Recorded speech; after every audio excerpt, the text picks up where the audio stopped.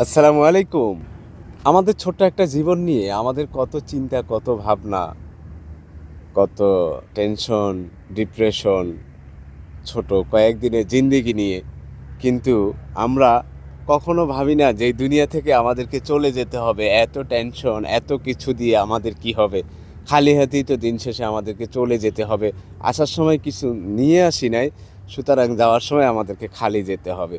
দুনিয়া নিয়ে নানান টেনশন, জায়গা জমি ইত্যাদি, ঘর বাড়ি, ছেলে সন্তান, সমাজ, আমাদের জীবন নিয়ে নানান ধরনের টেনশন।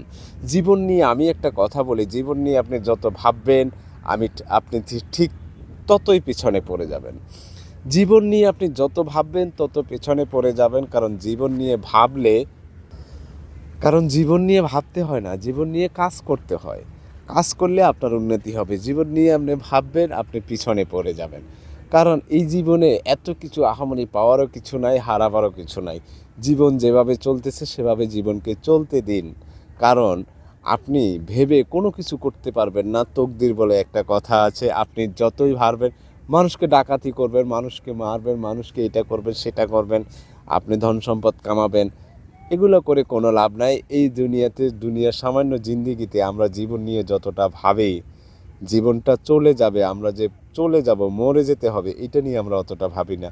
আমরা জীবনের উন্নতি করার জন্য যেই সময়টা দেই, কিন্তু জীবনটা যে একদিন নিভে যাবে, শেষ হয়ে যাবে, সেটা নিয়ে সেই ক্ষেত্রে আমরা সময় দেই না।